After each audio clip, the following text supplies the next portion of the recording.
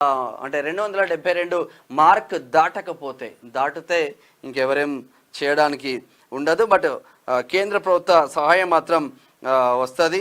అమరావతిలో చంద్రబాబు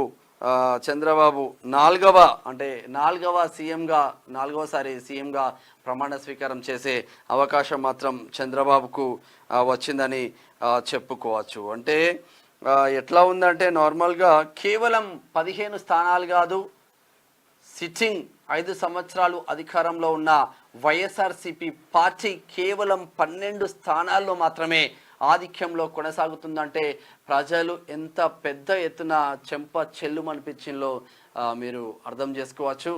అంటే ప్రజలు ఓట్లు వేసే విధానం ఎవరికి ఊహకు కూడా అందకపోవచ్చు.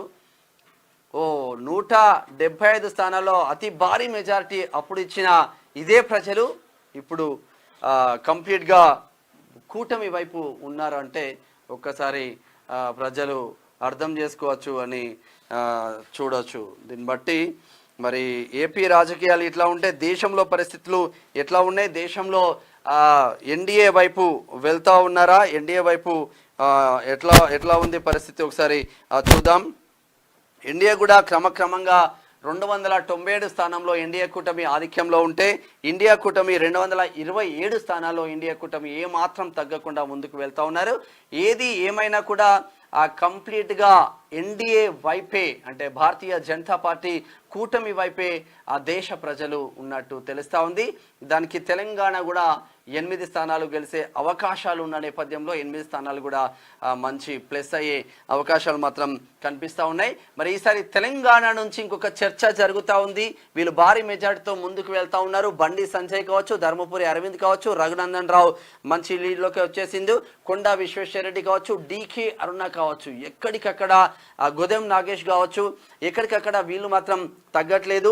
ఇక్కడ ఈటల రాజేందర్ కావచ్చు, ఇక్కడ కిషన్ రెడ్డి కావచ్చు. ఒక చర్చ మీమాంస వస్తూ ఉంటుంది. నెక్స్ట్లో ఇంతమంది సీనియర్ నాయకులు ఉన్న నేపథ్యంలో సెంట్రల్ మినిస్టర్ ఎవరు కాబోతున్నారు అన్న చర్చ జరుగుతూ ఉంది.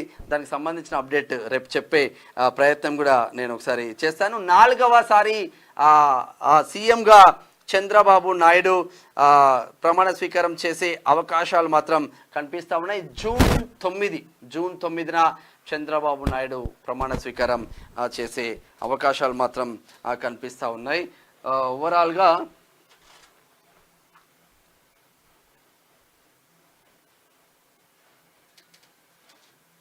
బీజేపీ లీడ్ మాత్రం కొనసాగుతుంది అని చెప్పుకోవచ్చు. ఓవరాల్ లీడు కొండా విశ్వేశ్వరరెడ్డి లీడ్ మాత్రం రౌండ్కు పెరిగిపోతుంది. కొండా విశ్వేశ్వరరెడ్డి చేవెళ్ళ బీజేపీ అభ్యర్థి కొండా విశ్వేశ్వరరెడ్డి 78,608 ఓట్ల ఆధిక్యంలో కొండా విశ్వేశ్వరరెడ్డి గెలవబోతున్నారు.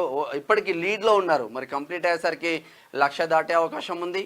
ఈటల రాజేందర్ అన్నది కూడా 2 లక్షలు వచ్చే అవకాశం ఉంది.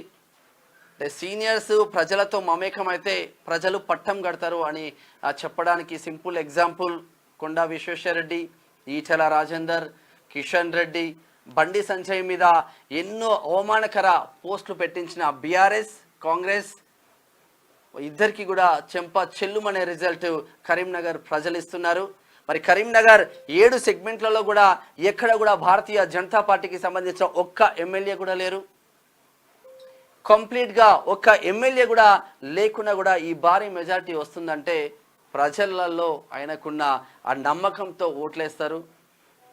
మీరేదో డిఫీట్ చేయాలి, కంప్లీట్గా జీరో చేయాలి బండి సంజయ్ అని చాలామంది ట్రై చేసినప్పటికీ కూడా బండి సంజయ్ భారీ మెజారిటీతో గెలవబోతున్నారు. మరొక్కసారి ఎన్నికల తర్వాత బండి సంజయ్ చేతిలోకి రాష్ట్ర పగ్గాలు అప్పచెప్పితే మాత్రం వచ్చే ఎన్నికల వరకు బండి సంజయ్ భారతీయ జనతా పార్టీని తెలంగాణ రాష్ట్రంలో కూడా తీసుకొచ్చే అవకాశాలు ఉన్నట్లు చాలామంది చర్చించుకుంటున్నారు.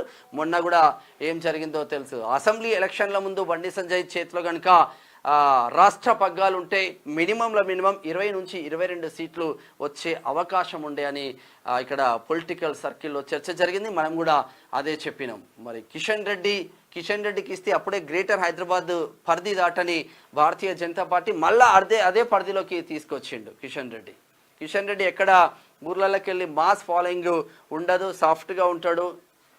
మెల్లగా వెళ్తే ఈ రోజులలో రాజకీయాలు నడవవు. బండి సంజయ్ లాగానే ఆ రాజకీయాలు ఉండాలి అన్నది కాంగ్రెస్ కార్యకర్తల అభిమతంగా తెలుస్తా ఉంది. ఇక భువనగిరి పార్లమెంట్ ఫలితాలు ఒకసారి చూద్దాం కంప్లీట్గా. భువనగిరి పార్లమెంట్ ఫలితాలు మాత్రం కాంగ్రెస్ అభ్యర్థి చామల కిరణ్ కుమార్ రెడ్డి 1,15,289 ఓట్ల ఆధిక్యంలో చామల కిరణ్ కుమార్ రెడ్డి మాత్రం దూసుకుపోతుండనే చెప్పుకోవచ్చు. ఇక్కడ పాపం వంశీచంద్ రెడ్డిని సీఎం రేవంత్ రెడ్డి గెలిపిస్తారు అన్న చర్చ జరిగిన నేపథ్యంలో అక్కడ డీకే అరుణ మాత్రం లీడ్ కొనసాగుతుంది. ఇక్కడ చామల కిరణ్ కుమార్ రెడ్డి కూడా తీన్మార్ మల్లానికి టికెట్ వస్తుంది, భువనగిరి టికెట్ కూడా తను ఆశించిండు. కాకపోతే ఇప్పుడు ఎమ్మెల్సీగా ఇచ్చిన అవకాశం. ఎమ్మెల్సీ పట్టభద్రుల ఎమ్మెల్సీ ఉమ్మడి నల్గొండ, వరంగల్, ఖమ్మం పట్టభద్రుల ఎమ్మెల్సీ కూడా రేపు మార్నింగ్ 8 o'clockకి నల్లగొండలో కౌంటింగ్ స్టార్ట్ కాబోతుంది. రేపు ఈవినింగ్ వరకు కొంచెం క్లారిటీ వచ్చే అవకాశం ఉన్నా 6th ఈవినింగ్ వరకు పూర్తి స్థాయి రిజల్ట్ ప్రజల ముందు ఉండే అవకాశం మాత్రం ఉంది. మరి ఇక్కడ చర్చ మొత్తం ఇప్పుడు చర్చ మొత్తం